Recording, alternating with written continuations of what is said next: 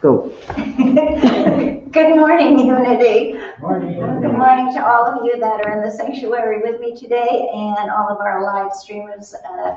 Thank you for joining us, and good morning to you as well. We don't have any first timers today in the sanctuary, but if you're here for the first time on live streaming, welcome. And if you have any questions, just text them into us, email them into us, and either myself or Jules will get back to you. So, all right, so for those of you that are in the sanctuary, please turn off your cell phones and no texting during service, if you please. And we are once again going to open with our opening song, Our World, Anthony Burbidge. And I just listened to his whole CD this morning while we were here early, and what wonderful music on there. So Juice and I will be scouring through there and maybe coming up with a different song. So thank you for being here. So if you would bring in the band, Josh, that would be wonderful. And would you all stand?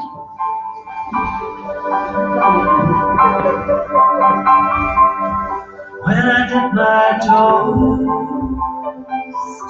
in the waves of the ocean, something in me knows I am part of that ocean, and I can't deny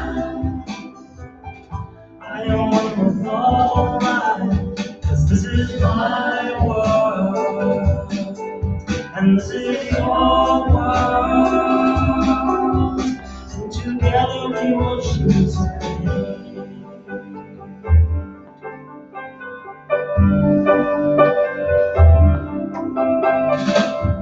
when I stand in the forest that's been here for 1,000 years, something in me is silent, and I open beyond my fear, and a voice from inside tells me not to deny that this is my world, and this is your world, and together we will choose to be. We all come from one source, we'll return to one source, so let us sing with one voice. Let us sing of our choice, sing with me. I choose life, and I choose love. I choose life, and I choose to love. This is my world, this is my world, and this is your world, this is your world, and together we will choose to be. This is my world, this is my world, this is your world, this is your world, and together we will choose to be.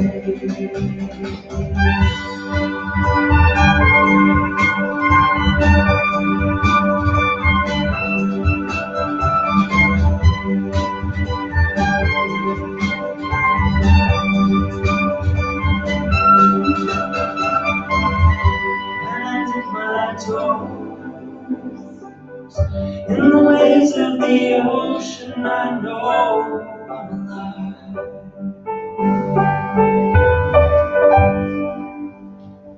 And please be seated.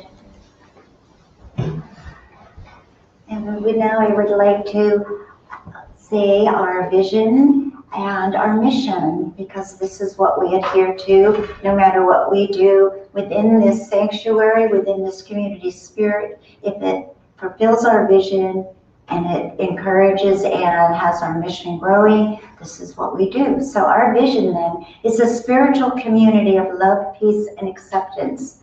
Our mission, creating an inclusive spiritual community through fellowship, service, and community outreach.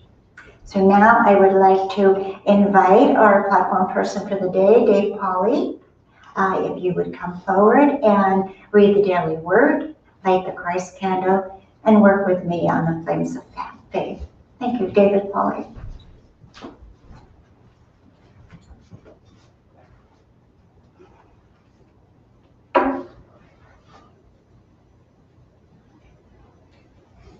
Good morning. Morning. The reading of the daily word. The word for today is free. The more I learn and grow through spiritual teachings, the more I feel free to deepen my understanding of the truth I know. I realize there is no limit to who I am or what I can accomplish. I am free to be a unique expression of God in everything I think, say, and do. Just by living my life, I am sharing the abundance of spirit. Love and joy are contagious, and people can't help but be uplifted by them. The world becomes a better place as I freely express the gladness I feel and treat everyone as a child of God. Living for my divinity gives me the freedom to express what I know to be true in any situation. Living the truth that I am a spiritual being, I am free. And from Galatians, there is no longer Jew or Greek, there is no longer slave or free, there is no longer male and female, for all of you are one in Jesus Christ. And now the lighting of the Christ candle.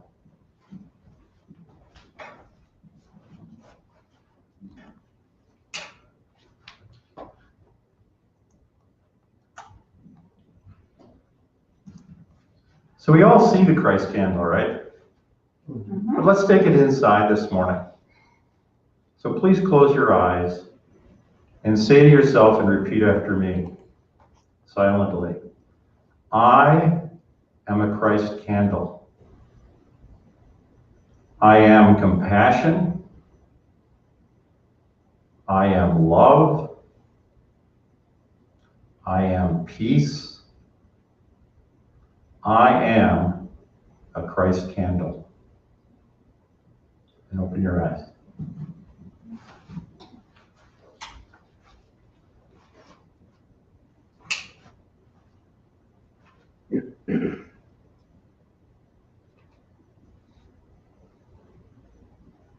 And now we have our flames of faith. We perform this ceremony to promote the universal consciousness of life, which acknowledges that all peoples and all faiths, all sentient beings come from the one great universal presence, which we call spirit. Fundamental to this truth is the unifying nature of all religious thought, expression, experiences, which we honor here today. So as David lights the first candle, we light a candle for the Tao, honoring the universal path of harmony and equilibrium, the natural way. We light a candle for the shamanic traditions, honoring the beliefs and the practices of all indigenous people, the way of primal spirituality. We light a candle for Hinduism, honoring the path of knowledge, action, and devotion. We light a candle for Judaism, honoring the ethical path of living by sacred law. We light a candle for all forms of Buddhism, honoring the Four Noble Truths and the path of compassion. We light a candle for all forms of Christianity, honoring the Christ consciousness as the path of love. We light a candle for all forms of Islam, honoring the path of submission to the will of God as the highest calling. We light a candle for the universalistic religion of Baha'i, honoring the path of unity and peace. We light a candle for all forms of new thought, honoring the metaphysical path of mental healing and the practice of the universal spiritual principles.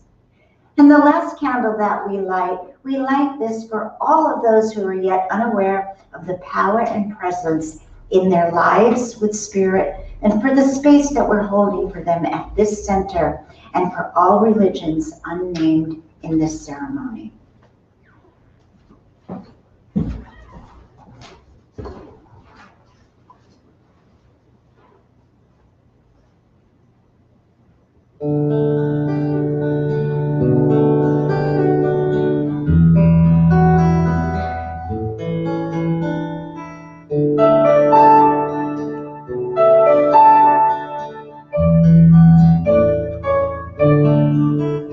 How could anyone ever tell you you were anything less than beautiful? How could anyone ever tell you you are less than wrong? How could anyone fail to notice that your love is a miracle? How deeply you're connected to my soul.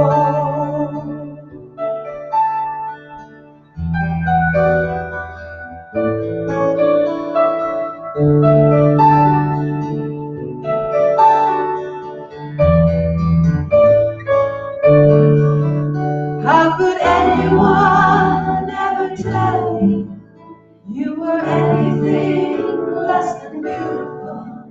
How could anyone ever tell you you were less than whole?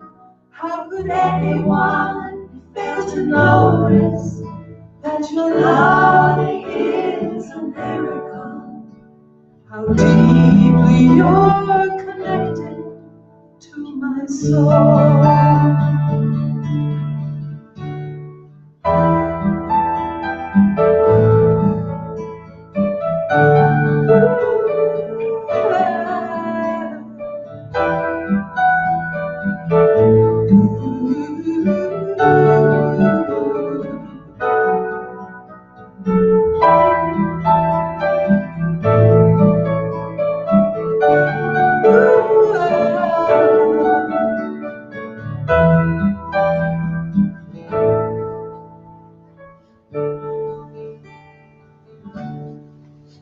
How could anyone ever tell you you were? And never let anyone tell you you're anything but beautiful, because you are. Oh, right. We are in week 3 of our series based on the book written by Sharif Abdullah, Creating a World That Works for All. And today's our message is connecting with the other. So I want to talk a little bit about the concept of the other, and then how we can move beyond our sense of separation or differences in order to create a world that works for all. So the shadow of the other then is one that affects all of us, because generally we perceive ourselves as somehow separate. So we see ourselves separate from other human beings, separate from the earth. But most importantly, we see ourselves separate from God, or we can't embody that God in me, as me, is me. Say that with me. God in me, as me, is me. That's hard for us to get that. And it's not one with God, because if it's one with God, that says separation. But God in me, as me, is me. Does that make sense? God in me, as me, is me. And from that sense of separation, then we create duality. You and the other. You and the other. We perceive the other as separate from us. So Sharif suggests that it's a hidden wound within inside us, our belief in this separation that is showing up in current social movements like the Me Too movement, Black Lives Matter, immigration reform, COVID, and the list goes on and on and on. But whenever we create a story about the other, we're really talking about the different levels of perceived power. So then the shadow of the other, the shadow of separation of the other, is one thing we all have in common. Because, guys, each one of us, the other is somebody else. So what we have in common is they're all the other, except for who's here right now. The rest that aren't here, they're the other. So yet that's where we create this separation. So let's just think about for a minute being in this community, being in community. Although each of us feels separate, we also have a core longing to be in community. And that's why you're here today, and that's why there be a Catholic, Protestant, Jewish synagogues or whatever, all of the names of our candles of faith, we come for community. We come for community because our innateness wants to be with another human being. But we want it to be like us. We don't want the other. We don't want the other. We might be a part of a work community, right? We have a work community. We have a sports team, so we're competitive. We don't want the other to win. We want to win. We're competitive. We might be part of a neighborhood, and then, of course, our church communities. But each of these communities are, by and large, exclusive communities. You work here, so you're part of us. You're on my team, so you're part of us. If you are not on my team, you are not part of my community. Does that make sense, what I'm saying? Are you guys with me? Okay. So in order to create a world then that works for all, we have to move beyond the exclusive community and create inclusive, in being with inclusive communities. Okay. So an inclusive community goes beyond, I like being a part of people I live with and hang out with or have things in common with, to I am one with the other. It's like when I go, which of course we haven't done for months, but when I go to the interfaith luncheons on Tuesday, then I am moving from my unity world, my community, and I'm moving into an inclusive unity of faith healers of all of this community. So I go from exclusive here to inclusive there. Does that make sense? So it's that, and that's what we need to do. We need to be stepping out of this circle and into other circles. And that's where we become one with the other. And we do prayer at that lunch. We do a beginning prayer. We do a closing prayer. Although I will tell you, in all the years I've been there, they haven't asked me to do a prayer. But I think once we go back together, I'm going to go, hey, Unity has prayer too. And we'll do a prayer with them so that we can become inclusive and not be excluded. So, an inclusive community that transcends the differences and uses those differences as a means to connect. Teach me what you know about your native dwellings and the things that you do in a deeper spirituality that I don't know about. Teach that to me so I connect more with you, right? I can go and ask Diane, show me, I can't do a big garden, but show me how in a little pot I could grow my own oregano. Okay, so I'm learning more about a different community. I don't know really about herbs. I only grew a lot of roses and flowers. So we need to make that step in with different people to expand the inclusivity of who and what we are. So within the inclusive community then, the many increases the value of who we are, rather than decreasing the value. So out of the many, one.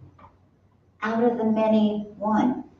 And what? There's one universe, one God. So the challenge is, and of course there's a challenge, is that today we live in a breaker society where community has very little value and has become disposable. Okay, you've served your purpose for me, you were on this committee, thank you very much, now I'm done with you, I'm done with you. We live in isolated homes, apartments, and we create fictitious communities with our television and our online services. We live in Facebook and we talk to people that we may or may not know, and we like and we like and we like and we like. And Jackie has a message for us on that. Jackie says, if you don't have anything to say, don't hit like. That's what Jackie says, and I'm just repeating because she's a part of this community. But it makes sense. Like, are you giving any time then to that really great saying or the person's problem? Or are you just sitting there going like, right? So we've created these disposable communities.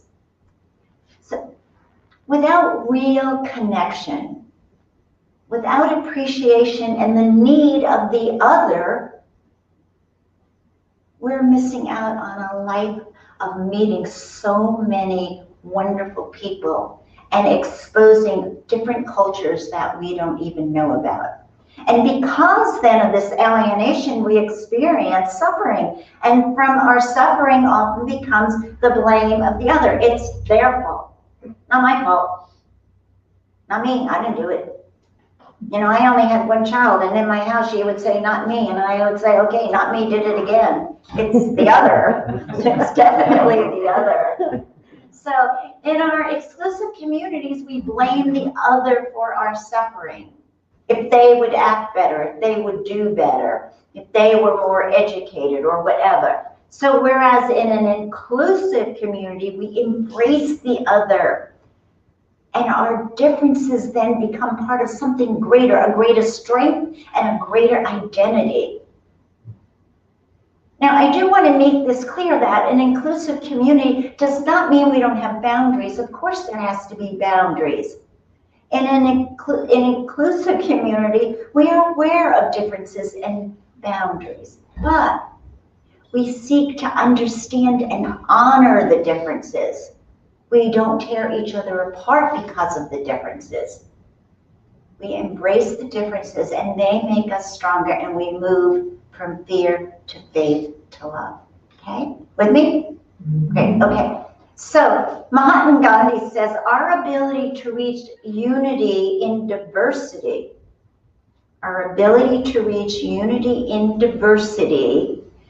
will be the beauty and the test of civilization. So when we can see what would happen today if 10 homeless people came in today, our ability to reach unity in diversity will be the beauty. I know this group. I know we would make sure we had enough chairs.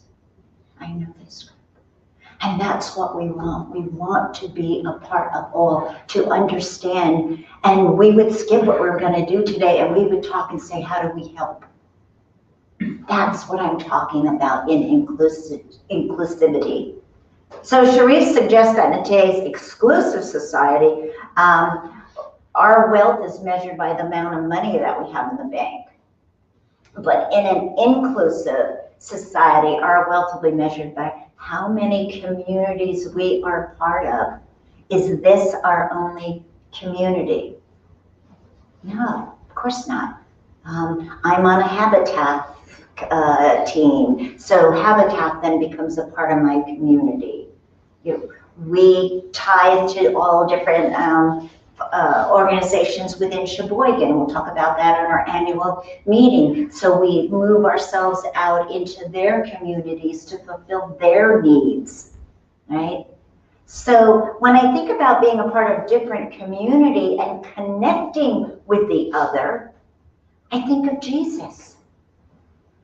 Think about this for a minute. For Jesus, none were strangers. None were strangers to Jesus. The Samaritan, the leper, the adulteress. Jesus befriended all. What is our ability to befriend all? Where does our prejudice step in and stop us? So Jesus' entire ministry was founded on oneness and breaking down the personal barriers created by fear and duality. There was no division. We tend to forget that unity is based on the teachings of Jesus. And for Jesus, there was no division between people. He connected with the rich and the poor, the Jew and the Gentile, the lame and the healthy. educated, non-educated, male and female. Right? Right? I mean, you all have enough Bible education to know that that is the truth. So in the Gospels, Jesus tells us, his apostles, that their greatest commandment was, what do you think it is? Love thy neighbor as thyself. You got it. Love your neighbor as yourself. Thank you, Jules. And he didn't mean the person living next door to you specifically. But why not start there? So most of us think that we have to treat our neighbors as they have to like us. They have to be a Republican or a Democrat like us. They have to be rich or poor like us. Go to the same church like the same people. Isn't it a wonder that our world is not a world that works for everybody? I mean, come on. With people, I want to meet people that aren't like me. I want to meet more people. I want to know more people. I want to know more about each one of you. Because every time we get together separately and we talk and we have fun together, oh my God, you know, the board took Monica out to dinner to celebrate her 3 years of presidency on Friday night, and which we had a really great time. But after that time, then Monica and I stayed for 2 more hours and talked and laughed, and actually they kind of asked us to leave. But anyhow, so much deeper was that bond and that understanding and love. You know, it was like so fun. So that's what we need to do. We need to be closer and just allow ourselves to be. And when you're being authentic, then you're not seeing the other. You're just seeing great people. So again, this sense of separation and this disharmony all originate in the fear we have of the other and the feeling that separates the one who looks differently, thinks differently, acts differently, lives differently, votes differently. So the truth of the matter is this. We've been raised in unique cultures and family systems. Within those cultures, we've been dictated a sense of right and wrong and our stories. But all of our neighbors, including those with different stories, are the same as us. They have the same thing going in their life. So David read this morning at the end of the Bible in Galatians, there is, in the Bible, here's what it's written. There is no longer Jew or Greek. There is no longer slave or free. There's no longer male and female. For all of you are one in Christ Jesus. All of you are one in the Christ consciousness. So why don't we believe it? We are so much less when we do not include everybody, and we miss so much more. So let's talk about unity for a minute. Let's shift gears a little bit here. Many think of unity or New Thought religious sinuses as religious sinus. Sinus, yeah, I want it to be sinus because allergies today.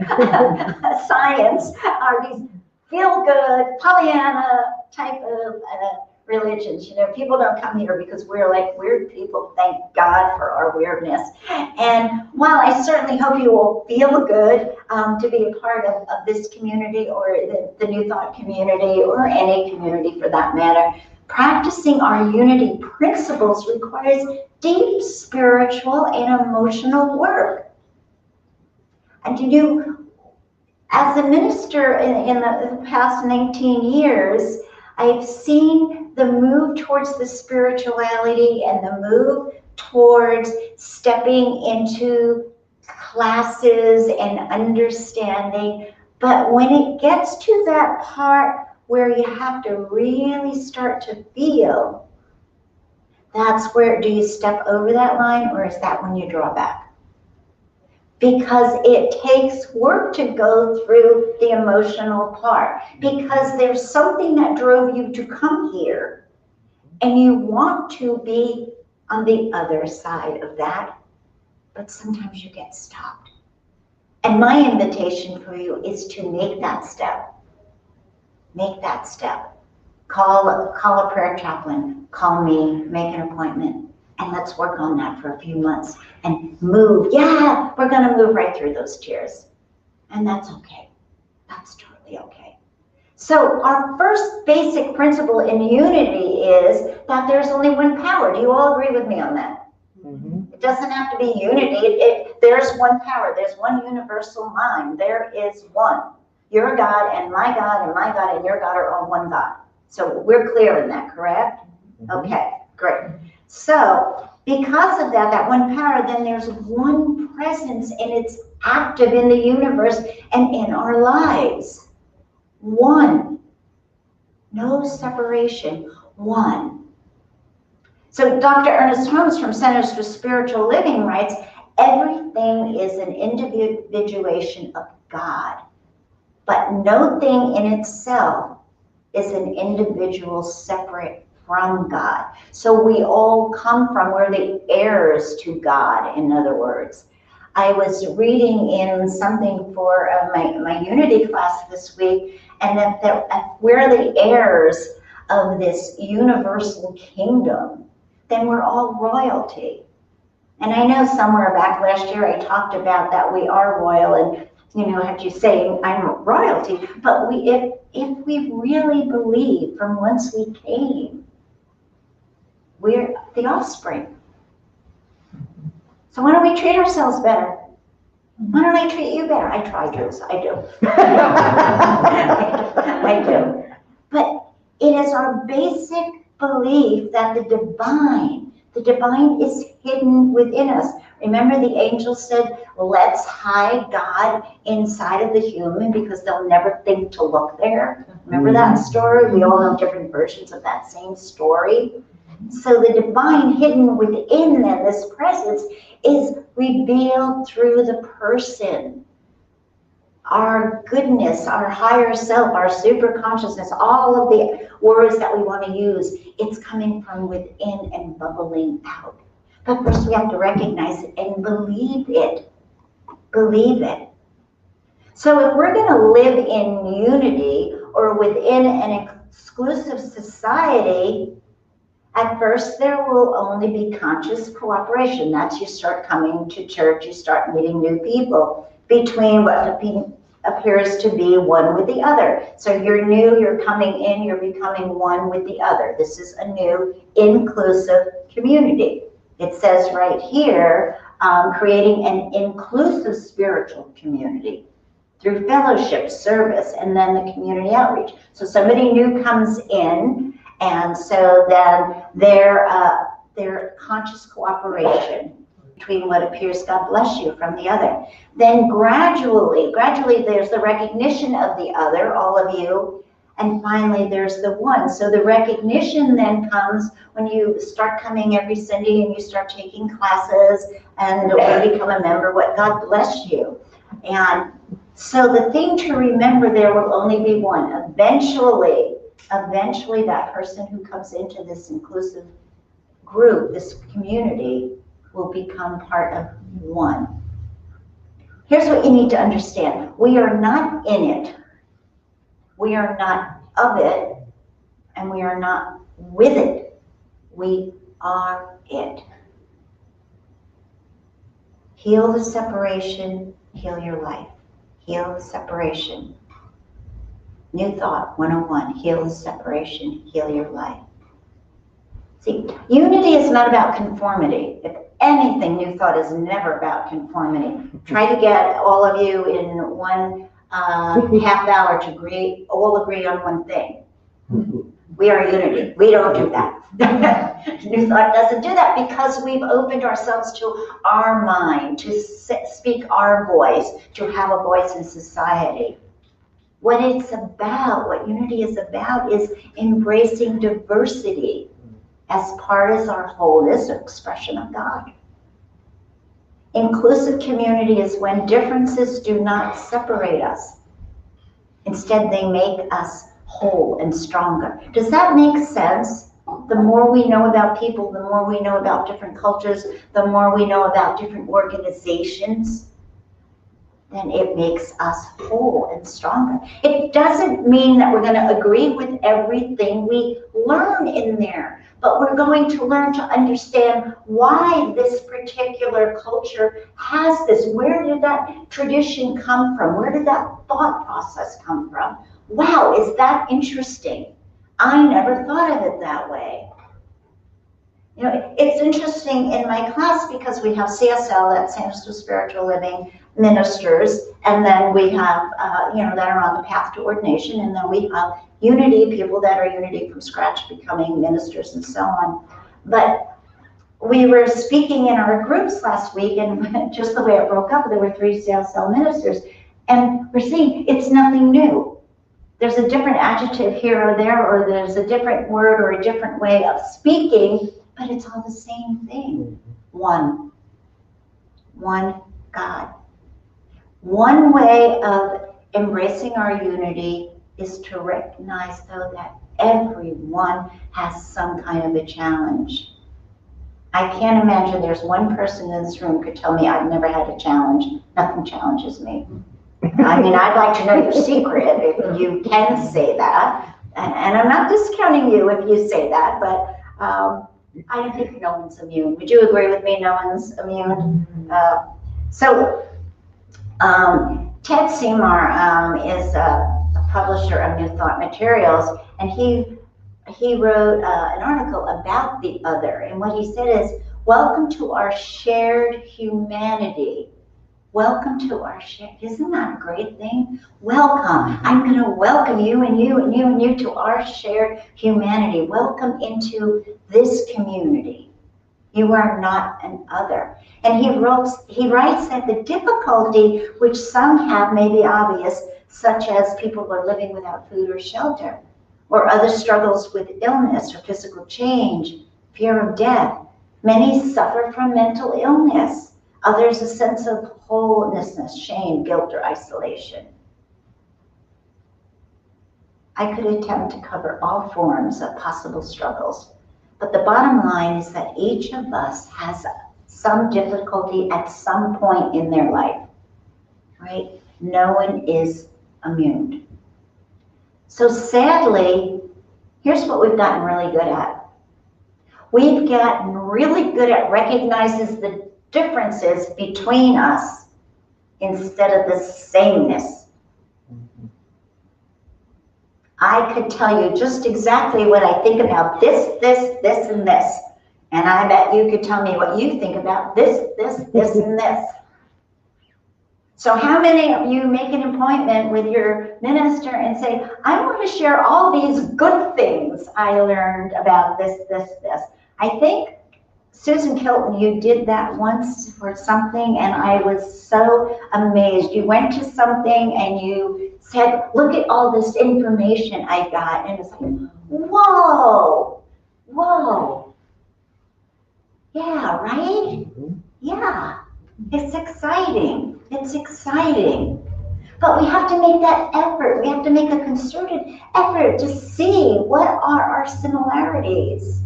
What are our similarities? So this Seymour, this philosopher that writes on New Thought, he said, in this age of political, nationalistic, radical, and religious divisiveness, it's more important than ever to keep our eye tuned to the commonalities of our shared humanity. So let's start looking for that. Let's start looking for the shared commonalities. See, all ill-spirited behavior has an underlying negative condition, and it sets up a bad behavior. It sets behavior in motion. So we don't have to like everybody's behavior, but we could perhaps illuminate it with a compassionate light, and at least to better understand it. Just to better understand it. Understand each one of us better than we did when we came in here today. The other for someone is an invitation to treat how we wish to be treated well. Love your neighbor as yourself isn't loving the neighbor next door, although that's a part of it.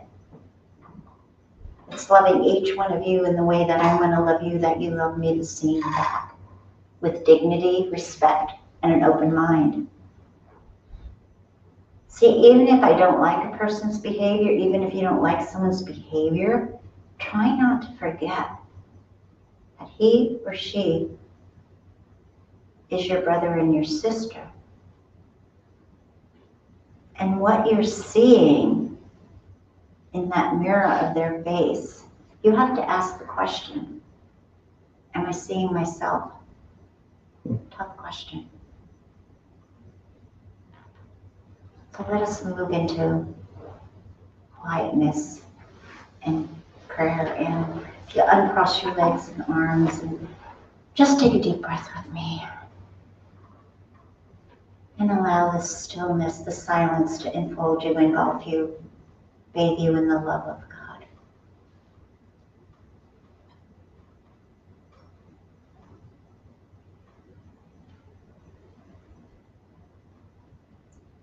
And in this time, I look deep within myself.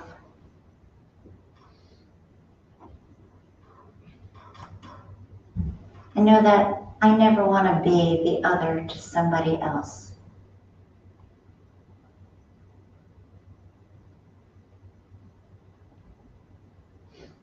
Instead, I open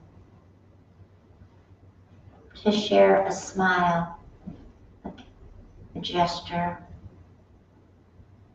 a hand if needed, for each unique radical act of kindness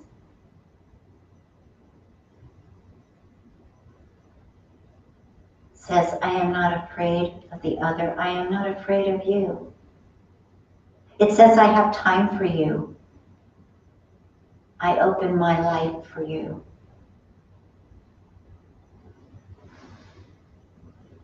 Where in my life, right now, could I open a new door and make a friend of the other?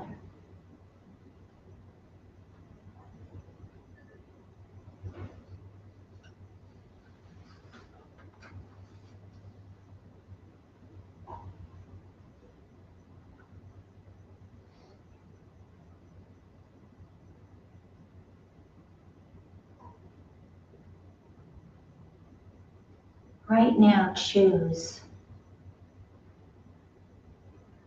Choose to let go of right or wrong and accept and be willing to understand differences.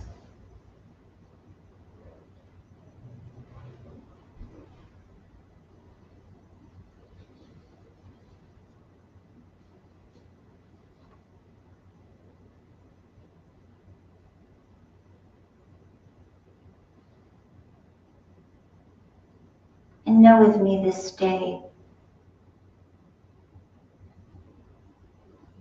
that we no longer devalue the other.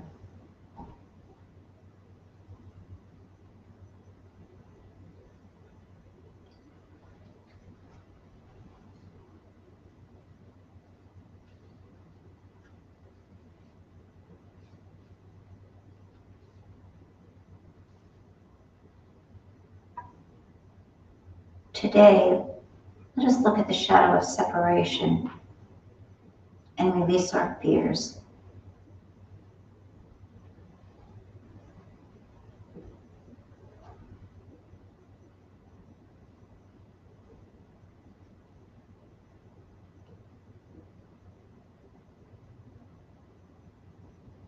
Can we be strong enough, courageous enough to move beyond our current understanding?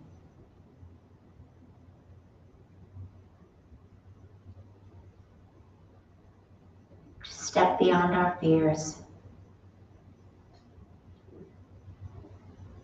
to learn about and embrace both our differences and our similarities.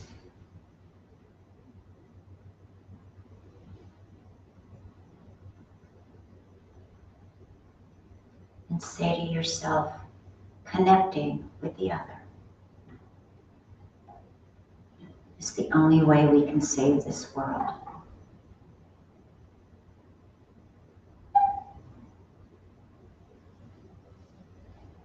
And we come back to this room in gratitude. We come back in gratitude and thanksgiving for the tools, the opportunities, the love that comes from this unity teaching that indeed makes us the ones that the world has been waiting for. So it is. Amen. It is done.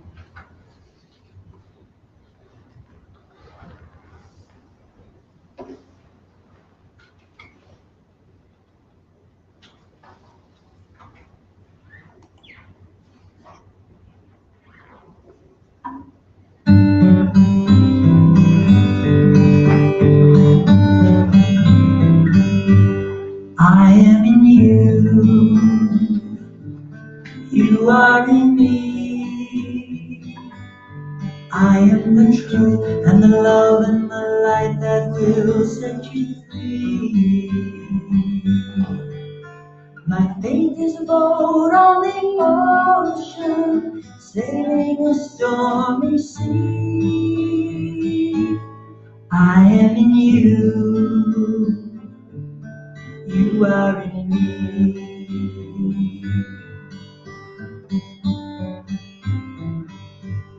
I am in you,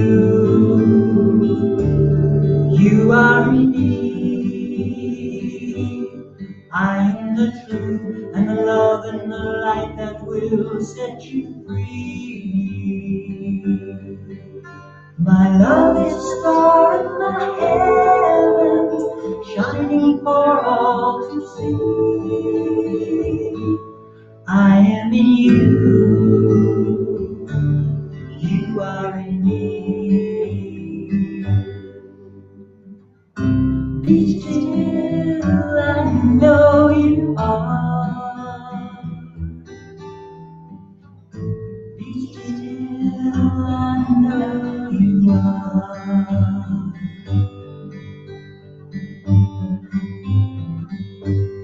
I am in you, you are in me. I am the truth and the love and the light that will set you free. My song is a breeze from the mountain, healing in harmony. I am in you, you are in me. I am in you, you are in me.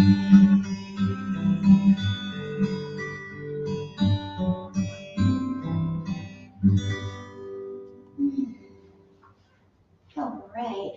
And I would like to thank all of you that are here and all of you that are in live streaming for all of your love offering gifts that are being sent to us or left here in our love offering basket. Thank you so much for supporting this ministry and, of course, this Unity Spiritual Center. So if you would with me, let's do our offertory prayer that blesses all that we have.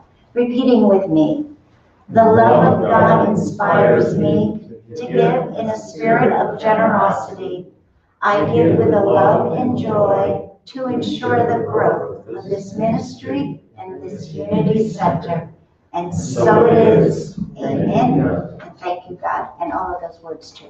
Okay, so announcements. It's birthday this month. John Horsen, Patty Knott. Again, anybody else here have a October birthday? No. Well, let's just sing to those that are not here anyhow. And Annie and John, if you're listening, happy birthday, John. And I think Patty's probably at work. Mm-hmm. So yes, she is. Okay, do we have happy birthday music? We don't. We can do it anyhow. Happy birthday to you. Happy birthday to you. Happy birthday, dear friends. Happy birthday to you. God is blessing you now. God is blessing you now.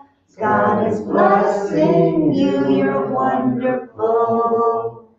God is blessing you now. Heard a little harmony in there. Is that from Tom back there? Danny? I don't know. I heard some really great harmony. So thank you to all our volunteers, Dave Polly, Mike Buckelhide, Jill Anderson, our first day of being in usher. Thank you for volunteering to do that. We appreciate you. And also for Jules and Joshua, who do a great job. Okay, going. Gone. Silent auction ends at noon today, so take one more look and see if there's something there. I know now, Cindy, you have two girls and there's two watches up there. No pressure, of course, but you just might want to look. Great Christmas gifts. So anyhow, it's what we can do to move things forward. Men's Fellowship, October 10th, beginning at 9 a.m. with Dave Polly. And Women's Circle of Friends with Diane Polly on Saturday, October 17th. Marketing meeting today will be held following service. And thank you to Danny and Tom for opening that box and then going, oh my goodness, there's a lot of pieces. And then they came back the next day and put it all together for us, because I find it's too difficult with all those paper and Post-it things. And what I want is it all on one piece of paper. So that's what we have. That's our new little investment for us. So can we do that today? Full books workshop continues on Wednesday, 12 noon and 6 p.m. Don't forget that you can intermix classes. If you miss a day, you can come at night and vice versa. Annual meeting, please get this on your calendars, guys. Annual meeting, October 25th, weather permitting only. We'll have cake and coffee outside. So the Board of Trustees meets. We'll send you out the invitation, the information you need. We have to vote on your bylaws from Unity Worldwide Ministry and vote on our board members and find out where we went for the year from our acting president, Cindy Alexander, and where we're going from the future with your minister. And of course, Dave Polly will enlighten us with where we are financially, and my understanding is that's a pretty good picture too. So please join us. It is part of your responsibility as members to be here, and we need a quorum, so show up and let's know what's going on for our next year. So to all of our live stream viewers, have a wonderful week, and we will see you next Sunday. And thank you for another awesome service to all of you, and God bless and be well.